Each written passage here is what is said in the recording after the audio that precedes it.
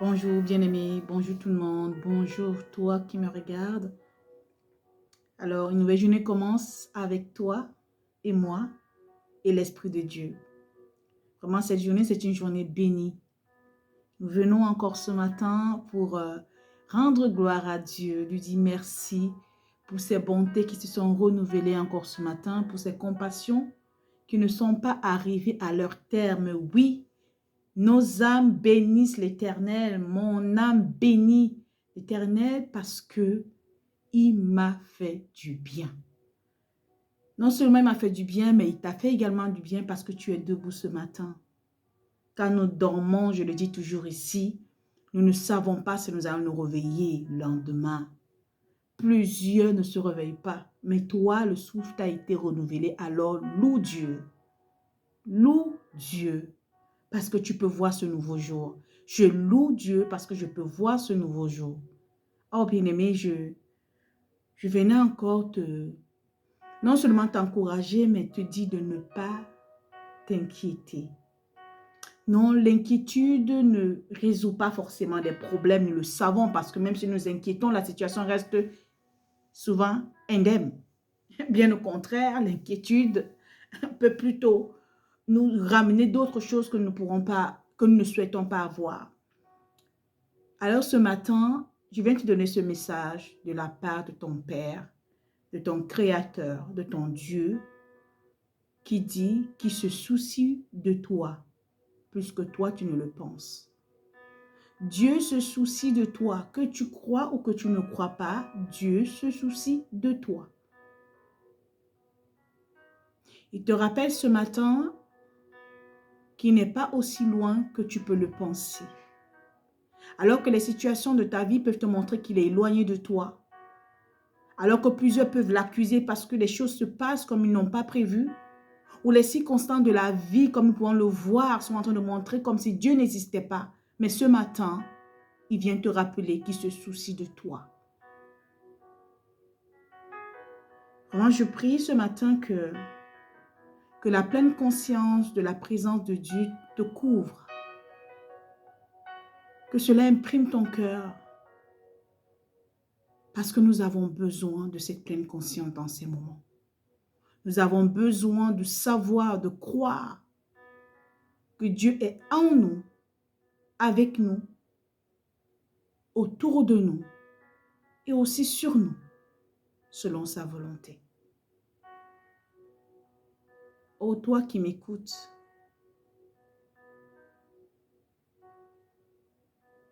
tu peux certainement te rendre compte que tu as perdu la paix, tu as perdu la joie. Mais le message fondamental ici, c'est que Dieu est un Dieu d'amour, plein de compassion et fidèle. Tu verras sa main dans ta vie si tu commences à lui faire confiance. Une confiance que tu remets simplement à lui parce que ce n'est que lui ce qui peut faire au-delà de ce que tu peux imaginer. Lui seul qui peut qui ne t'abandonne pas. Lui seul qui sera toujours là quand tout le monde part. C'est ce Dieu-là ce matin qui te dit qu'il se soucie de toi. Alors sèche tes larmes. Arrête de pleurer. Arrête de te soucier. Arrête de t'inquiéter du lendemain. Parce que le lendemain suffit sa peine. Ce matin, j'ai juste envie de prier pour tous ceux qui ont perdu espoir, pour tous ceux qui se découragent, pour tous ceux qui se disent « Pourquoi moi ?» et tous ceux qui se disent « Je n'ai jamais vu, je n'ai jamais été. Pourquoi ?» La réponse aujourd'hui, c'est simplement d'arrêter de dire pourquoi et de commencer à dire merci. Merci parce que je suis encore là. Merci parce que ta main me garde. Merci parce que tu pourvois à mes besoins, même les plus infimes. Merci parce que tu mets dans mon cœur la capacité de te faire confiance. Alors oui, bien-aimé, comme j'ai pu le dire, ton Dieu se soucie de toi. Il se soucie de moi, plus que nous ne pouvons l'imaginer. Je vais prendre très rapidement l'histoire qui s'est passée. C'est dans le livre de 2 Rois, verset 6 à partir du chapitre 6 à partir du verset 24, en allant au chapitre 7, jusqu'au verset 10 par là. C'était l'histoire du peuple d'Israël qui était en Samarie. Le roi de la Samarie, dans le roi d'Israël, il y avait une famine qui avait vraiment touché ce pays.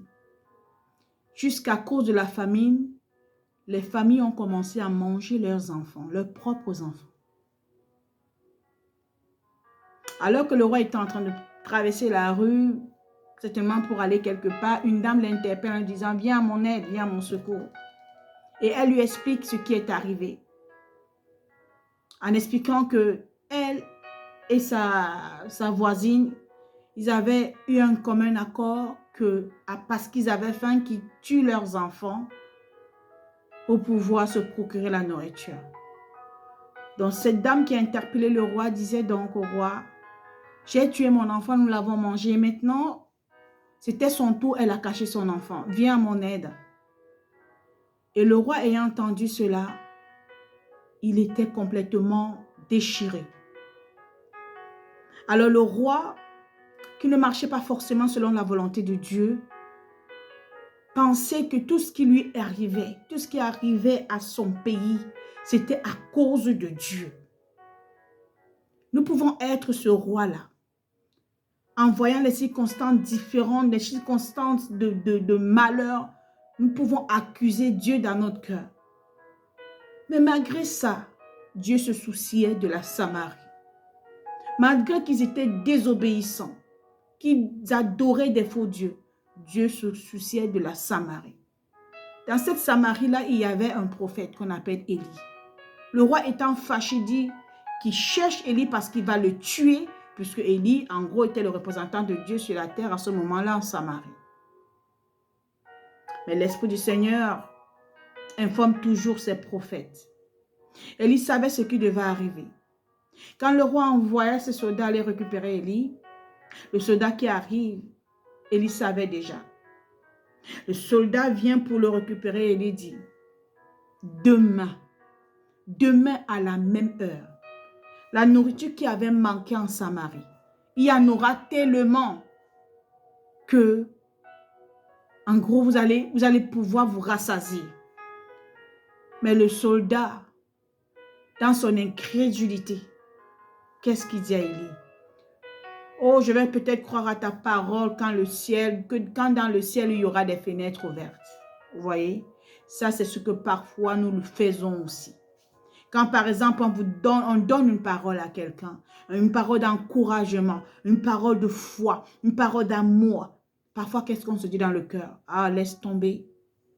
Ouais, on verra quand la pleure aura les dents. C'est une expression que nous utilisons souvent. Ou peut-être je suis en train de parler là, quelqu'un aurait dit déjà, oh, laisse-nous avec ta prédication là, ma vie ne change pas. Mais j'ai envie de te dire ce matin, Dieu se soucie de toi. De la même manière qu'il s'est soucié de la Samarie, qui était incrédule, qui était vraiment un peuple qui avait déshonoré Dieu dans tous les sens. Mais Dieu était fidèle. Fidèle dans son amour et dans son alliance. C'est ce que je vais venir te dire ce matin. Dieu est un Dieu fidèle. C'est un Dieu bon. C'est un Dieu rempli de compassion et d'amour. La bonté est établie dans les cieux. Oui, son amour est là devant sa face. Oui, sa justice et son équité sont la base de son trône. La bonté et sa fidélité ne le quittent pas. Bien-aimé, je prie que tu aies cette conviction dans ton cœur. Que quel que soit ce qui se passe, tu ne seras jamais abandonné par ton Dieu. Ton Dieu qui est le Seigneur Jésus-Christ. Après, je me poserai la question, quel est ton Dieu? Mais quel que soit le Dieu que tu as, le Dieu de toute la terre, Jésus-Christ de Nazareth, te dit ce matin, il se soucie de toi. Il t'entend. Il entend tes prières. Tout ce que je te demande, c'est de revenir à lui simplement. De faire demi-tour et de commencer à lui faire confiance. Lui remettre ton fardeau. Déposer à ses pieds tout ce que tu as comme fardeau, comme poids qui peut te tenir encore et qui t'empêche de le voir et qui t'empêche de le croire. Oui, parce que tout ce qu'il a dit est vérité. Dans cette parole, c'est une question de foi. Tu marques un pas de foi. Tu ne peux pas voir avant de croire. Avec Dieu, il faut que tu crois d'abord et tu verras ensuite. Bien-aimé, quand nous sommes bloqués, c'est parce que nous voulons voir avant de croire.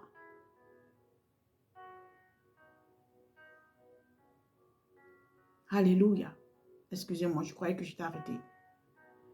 Mais commence à croire et tu verras par la suite. Parce que le Dieu qui t'a créé se soucie de toi. De la même manière qu'il s'est soucié de la femme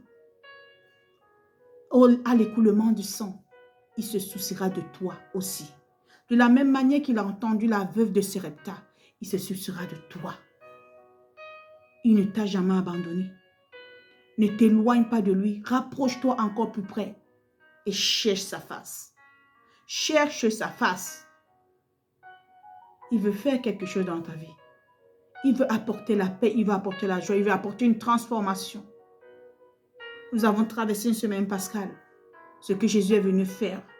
Son amour pour toi a fait qu'il a payé le prix. Il a pris ton humiliation, il a pris tes maladies, il a pris ta pauvreté. Il a pris tout le joug de malédiction qui t'est posé sur toi. Et il veut que tu reçoives sa vie en abondance. Alors oui, prends cette vie en abondance au nom de Jésus. Je vais prier afin que quelqu'un ici qui pouvait imaginer que sa vie était terminée, que le Seigneur renouvelle dans sa vie ce qui était mort au nom de Jésus. Ô Père, je te prie dans le nom de Jésus, que tu apportes la lumière dans les cœurs des enfants de cette nation, que tu apportes la lumière dans les cœurs des hommes et des femmes de cette nation. Seigneur, que tu les libères, que tu les délivres dans le nom de Jésus-Christ. Père, je prie dans le nom de Jésus que tout ce qui tenait les âmes, pour les empêcher de te voir, qui les mettait dans les oppressions, Seigneur, que cela soit brisé ce matin. Je plaide les mérites de sang de Jésus. J'appelle la faveur dans cette nation. J'appelle la vie en abondance. J'appelle, Seigneur Père, la paix, l'amour de Dieu. J'appelle, Seigneur Père, ta bonne main puissante qui couvre cette nation et la protège. Oh, je reprimande au nom de Jésus tout esprit de mort qui venait frapper, que ce soit physiquement, que ce soit dans les projets, que ce soit dans la vie. Seigneur, que ton esprit de vie renverse tous les plans de l'ennemi au nom de Jésus. Je déclare la paix, la vie, Zoé. Oh Seigneur, je déclare la guérison. Seigneur, je déclare la guérison des cœurs, des corps. J'appelle en évidence, Seigneur, que les cœurs soient ouverts à l'évangile de Jésus-Christ. Je prie, Saint-Esprit, que tout ce qui était voile, que couvrait l'intelligence, soit ôté maintenant et que les pensées, Seigneur Père, les pensées de tes enfants soient captifs à la bonne nouvelle de Jésus-Christ. Oui, Seigneur, tu es venu mourir pour nous. Tu as donné ta vie pour nous afin que nous puissions recevoir, Seigneur, ta vie. Seigneur, nous te disons merci. Oh Seigneur, je prie que tous ceux qui ne te connaissent pas, que ta lumière vienne briller dans leur cœur et les ramène à ta lumière, Papa. Je prie, Seigneur, pour les conversions en masse.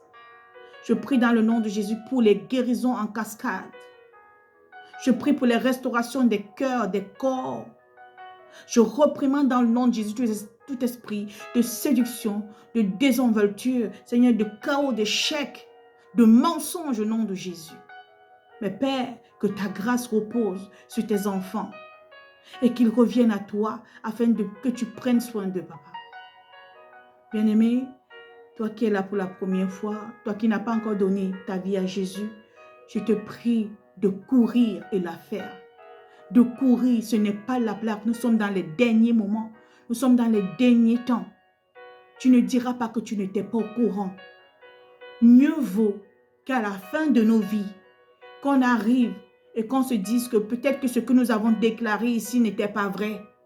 Mais imagine-toi, si ce que nous avons déclaré ici est vrai, qu'il y aura une fin de toutes choses et que nous allons nous retrouver sur le jugement. Tous ceux qui n'ont pas cru en Jésus, qui l'ont rejeté, seront dans le feu de l'enfer. Quel diras-tu, toi qui n'as pas donné ta vie au Seigneur? Mais ça sera trop tard. Aujourd'hui, tu as encore le temps de te livrer. Tu as encore le temps d'ouvrir ton cœur. Il ne te condamne pas. Il dit quand tu es en lui, il n'y a plus de condamnation. Il te ramène son esprit en toi, en lui, en toi, pour que toi-même tu puisses commencer à marcher selon sa volonté. Il t'appelle. Ne sois pas sourd. Ouvre ton cœur et accepte la main de Jésus dans ta vie. Alléluia. Amen. Bien-aimé, je déclare que ta vie est bénie et que tu vis une belle journée aujourd'hui. Toute arme forgée contre toi et ta maison est déclarée sans effet. Personne ne se lèvera dans le monde des ténèbres dans le nom de Jésus pour te condamner, pour te juger. Je déclare que toute condamnation, toute malédiction est brisée au nom de Jésus. Oui, je déclare que toi et ta famille, vous servirez Dieu. Vous servirez Dieu dans tout ce que vous entreprendrez au nom de Jésus-Christ de Nazareth. L'ange de l'Éternel campe autour de ceux qui aiment le Seigneur. Et je crois que les anges sont autour de nous, autour de vous, et vous accompagnent dans cette journée. Que le sang de Jésus vous protège vos allées et vos retours. Et que tout ce qui avait été programmé contre vous, tout, alléluia, tout joug, tout plan, tout décret de condamnation, de réclamation, au nom de Jésus est annulé. Père, je te dis merci. Parce qu'en ce moment même, tu guéris, Seigneur, celui qui était malade. Au nom de Jésus. Par ton sang, tu libères celui qui était encore oppressé. Seigneur, dans le nom de Jésus, Père, par le sang de ton Fils, tu délivres les captifs et qui sortent de leur fosse au nom de Jésus. Seigneur, je te dis merci pour la grâce et l'amour que tu nous manifestes encore en cette journée. Nous te faisons confiance. Merci parce que c'est toi qui bénis l'œuvre de nos mains. Et je déclare que les extrémités de la terre, l'aurore, saisissent et brisent tout esprit méchant au nom de Jésus-Christ. Et que cela n'aura pas d'effet en nous, leurs paroles. Oui, nous couvrons du sang de Jésus. Je vous couvre du sang de Jésus. Et que, que ce sang soit pour vous, pour moi, une aide de protection. Et j'invoque le feu autour de nous, autour de vous, comme une muraille de protection. Dans le nom de Jésus. Seigneur, bénis ces nations. Dans le nom de Jésus, nous avons prié et nous disons Amen. Bien-aimé, si toi tu as donné ta vie au Seigneur aujourd'hui en lui disant de venir et de prendre le contrôle, en lui disant que tu as cru à ce qu'il a fait à la croix pour toi, et lui demandant pardon pour les péchés que tu as commis et qui te guident, et que tu crois que tu es devenu une nouvelle créature, je te prie de chercher une église qui est dans la vérité de Jésus-Christ. Procure-toi la parole de Dieu, la Bible, et commence à la lire à partir des psaumes pour que ton âme commence à être restaurée dans le nom de Jésus. Parce qu'il est vrai que la vie d'un être humain prospère comme l'état de son âme. Si ton âme a des problèmes, ta vie aura des problèmes. Comment check dans ton cœur, check ton âme et restaure-le par la grâce de Dieu et tu verras comment la main de l'Éternel sera sur toi comme il est sur tous les autres enfants dans le nom de Jésus. Amen. Bonne journée.